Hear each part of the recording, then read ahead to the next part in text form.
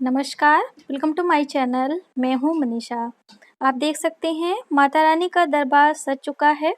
ये देखिए माता की चौकी, इस पे सभी चीज़ें व्यवस्थित रूप से रखी हुई हैं और यहाँ पे आप देख सकते हैं माँ के पूजन के लिए पुष्प, फल भोग के लिए हैं, आसन पूजन के लिए है और माता रानी के कलश और दीपक सभी चीज़ें यथास्थान हैं। और माँ रानी का स्वरूप बहुत ही सुंदर है। माँ अम्बे के 9 अलग-अलग स्वरूप हैं। 9 दिनों में माता रानी को अलग-अलग भेंट चढ़ाया जाता है, उन्हें पुष्पों से पूजा की जाती है। इस तरीके से यहाँ आप देख सकते हैं जवारे बोने के लिए मैंने एक पात्र लिया है मिट्टी का। इसमें मिट्टी रखी हुई है। यदि आपके पास मिट्टी नहीं है तो आप बालू या रेती भी ले सकते हैं, जिसे कहते हैं।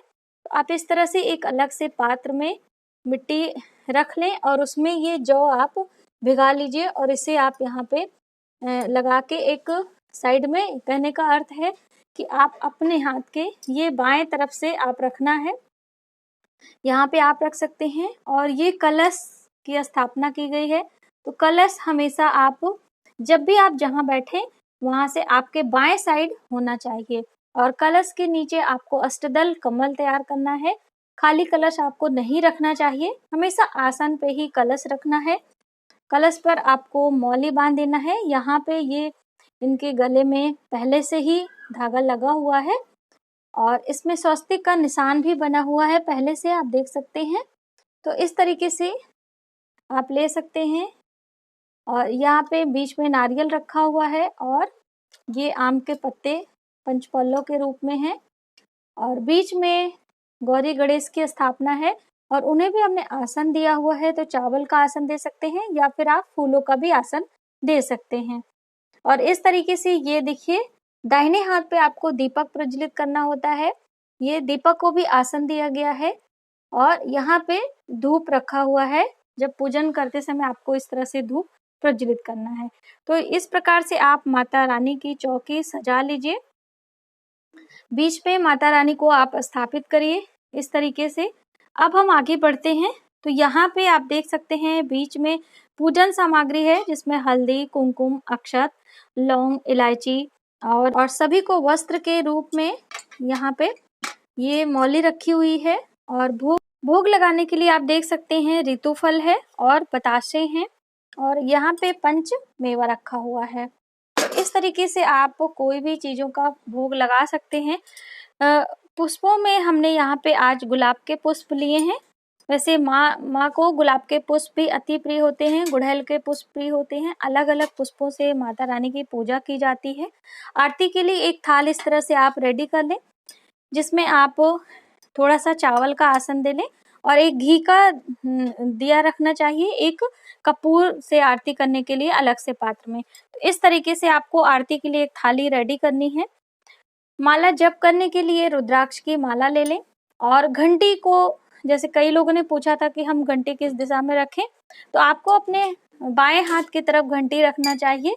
इस तरीके से यहाँ पे आप घंटी रख लें और जो पुस्तक वगैरह होती है इसे भी आपको इस तरीके से यहाँ पे आप देख सकते हैं एक लाल कपड़े में लपेट के रखना चाहिए। हमेशा किसी खुले स्थान पे माला और ये पुस्तक नहीं रखना है। जप माली के साथ में माला रखना है और इसे भी। तो ये सभी तरीके से आप सज्जा कर लें।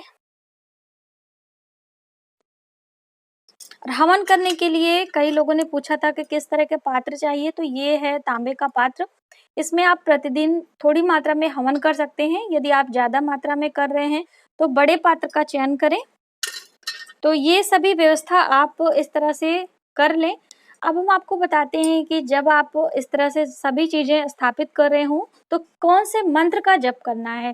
जैसे कई लोगों ने पूछा कि हम मान लीजिए नवारण मंत्र का जप नहीं कर सकते हैं, तब हमें क्या बोलना चाहिए। स्क्रीन पर इस तरह से लिख देते हैं, तब आप उस मंत्र का उच्चारण करते हुए उसे बोल सकते हैं। जैसे कि स्नानम कुरु, पुष्पम समर्पयामि, वस्त्रम समर्पयामि, नैवेद्यम निवेदयामि, धूपम दीपम समर्पयामि। तो इस तरह से मंत्र आप बोले। मान लीजिए ये सब चीजें आप नहीं कर सकते हैं तो आप एक मंत्र बोल सकते हैं। बहुत ही आसान मंत्र होता है। सर्वमंगल मांगल्ये शिवे सर्वार्थ साधिके शरण्ये त्र्यंबके गौरी नारायणी नमस्तुते। इस तरीके से सभी चीजें यथास्थान पर रखने के बाद आप माता दुर्गा के मंत्रों से पूजन की शुरुआत करें। तो सर्वप्रथम हम कलश का पूजन करेंगे।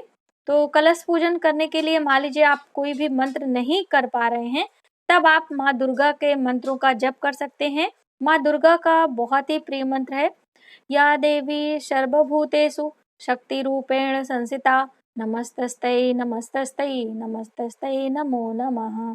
इस तरह करते हुए आप कलश में जल भरें, नारियल स्थापित करें, पंचपल्लव लगाएं। ये सभी कार्य आप कर सकते हैं। इस तरह से उसके बाद कलश का पूजन करने के बाद आप दीपक पूजन करें। तो यहाँ पे जो दीपक है उस पे आप हल्दी कुमकुम का टीका लगाएं, पुष्प चढ़ाएं और फिर दीप प्रज्वलित करके उसे प्रणाम करें कि शुभता के लिए हम आपको प्रज्वलित कर रहे हैं और हमारे पूजन को आप सफल करें। उसके बाद आप फिर गौरी गणेश की पूजा करें। माता गौरी और भगवान गणेश विघ्नहर्ता हैं।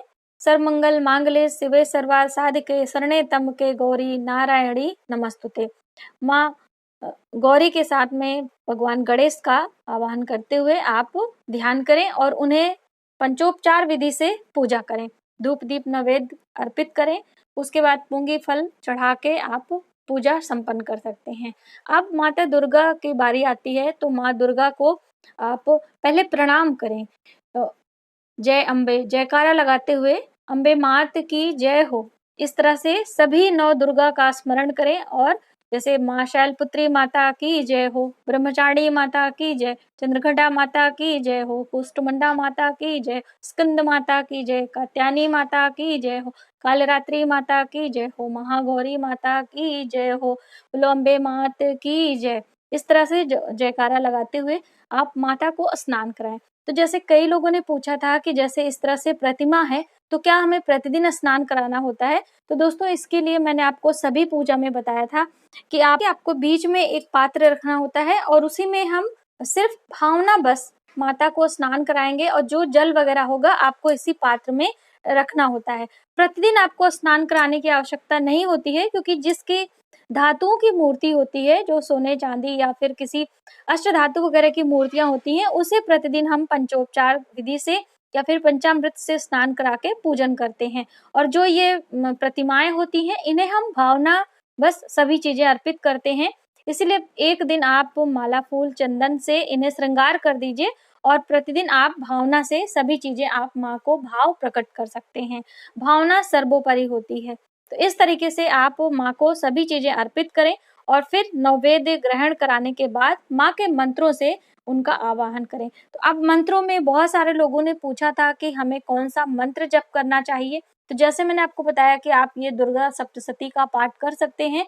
और मान लीजिए आप दुर्गा सप्तशती का पाठ इतना समय नहीं है, मान लीजिए आप सप्तशती का पाठ नहीं कर पा रहे हैं, तो आप दुर्गा चालीसा का पाठ कर लें या फिर आप कुंजिका स्तोत्रम का पाठ कर सकते हैं। ये भी बहुत ही शुभ होता है। इस तरीके से ये आप देख सकते हैं, ये भगवान शिव ने माता पार्वती को यह बताया था और बहुत ही शुभ मंत्र होता है। तो हम आपको पढ़ के बताना चाहेंगे थोड़ा सा कि कैसे आपको इसे करना होता है। शृणु देवी प्रवक्ष्याम कुंजिका स्तोत्रम मुक्तम एन मंत्र प्रभावेण चंडी जापा शुभो भवेत। न कवचम रगला स्तोत्रम क्लीकम रहस्यकम न सूक्तमापम ध्यानम न वर्चनम कुंजिका पाठ मात्रेण दुर्गा पाठ फलम लभेत। अति गुहतम देवी देवनापि दुर्लभम गोपनीय प्रयत्नेन स्वनिर्य पार्वती माननम मोहनम वस्त स्तब्धनोत्तानादिकम पाठ मात्रेण ससिद्धेत कुंजिका स्तोत्रमो मुक्तम। इसके बाद यहाँ से ये मंत्र शुरू होता है। तो आपको मंत्र इस प्रकार से बोलना है।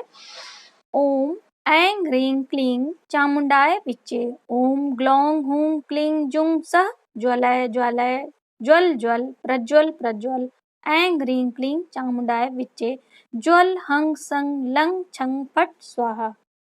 नमस्ते रुद्ररूपिणी नमस्ते मधुमर्दिनी नमः कैटभरणी नमस्ते महिषामर्दिनी नमस्ते शुंभस्त्रये च निशुंभ सुरधातनी।